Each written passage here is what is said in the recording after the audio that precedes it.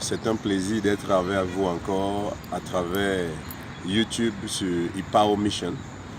Je suis venu vous bénir encore avec la parole de Dieu. Nous savons tous que Dieu travaille avec sa parole. Pour ceux qui veulent l'intervention de Dieu dans leur vie, quel que soit le domaine, sachez une chose, que Dieu ne fait rien sans sa parole et que tout ce qu'il fait, il fait avec sa parole, qui ne va pas changer.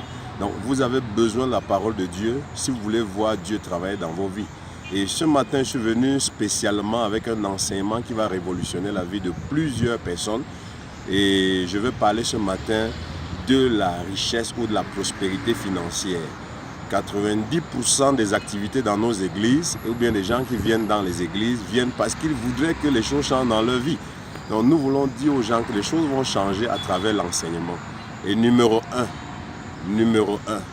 Dieu nous a donné quelque chose que nous devons utiliser pour avoir la richesse ou la prospérité financière. Ce n'est pas la révélation, comme on a tendance à croire dans nos églises. C'est le cerveau. Le cerveau, c'est le premier don de Dieu pour l'homme. C'est pour ça que même ceux qui n'ont pas Dieu sont riches. Regardez en Asie, regardez les Chinois, regardez les musulmans, regardez le Qatar, le Koweït. Regardez, tous ces gens n'ont pas Dieu, mais ils sont riches. Pourquoi? Parce qu'ils exploitent leur cerveau. Eh bien, il faut que ça change dans nos églises. Dans nos églises, on croit que avec l'huile d'onction et la prière et l'imposition des mains des hommes de Dieu, ça va basculer dans nos vies. Donc, s'il fallait ça pour que les gens s'enrichissent, ça veut dire que les Chinois ne seraient jamais riches. Les Koweïtiens, les musulmans, les Européens qui ont abandonné Dieu aujourd'hui ne seront jamais riches. La richesse, c'est utiliser son intelligence, c'est utiliser le cerveau, la mémoire que Dieu nous a donnée. Ce n'est pas une affaire d'abord de prière. Donc, je veux dire aux enfants de Dieu que ça doit changer. Cette année est une année qui doit être différente. Pour qu'elle soit différente, il faut qu'on refasse notre intelligence. Et la meilleure façon de refaire notre intelligence, c'est l'étude, c'est l'enseignement, c'est la révolution mentale. Donc, la Bible dit, c'est vrai dans Agé chapitre 2, verset 8, que l'or et l'argent appartiennent à Dieu.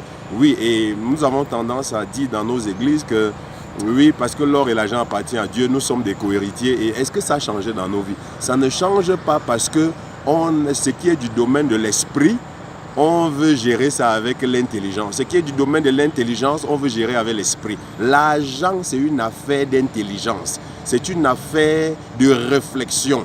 Ce n'est pas une affaire de prière et de jeûne. Si c'était une affaire de jeûne, de prière, d'imposition de main, bien aimé, c'est que les musulmans ne seraient jamais à leur niveau. Regardez le Qatar, le Koweït, ils gouvernent partout. Regardez les Chinois. Si c'est une affaire d'huile d'onction, imposer les mains et tous à jeter l'offrande, etc., ce ne serait jamais le cas.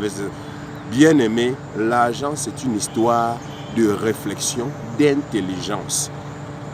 Je crois que vous allez utiliser le cerveau que Dieu vous a donné. Le cerveau que Dieu vous a donné. C'est un don précieux de Dieu.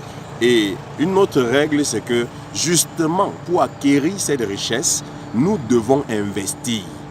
Nous devons investir. Je vous donne quelque chose de très simple ce matin pour vous aider.